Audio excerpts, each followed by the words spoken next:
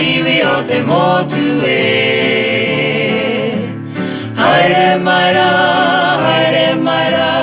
haere mai rā ki aku mahi e tuku ara ngā kupenga kia haere anei waho e toia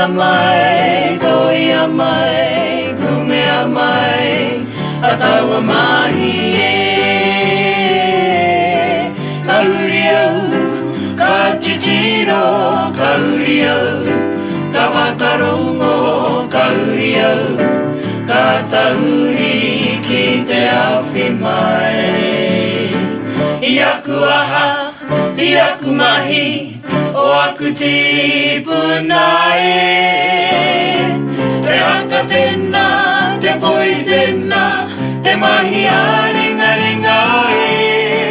te hiki taku mere I taku tai aha te mana taku ihi e Pupurita! Takahia, takahia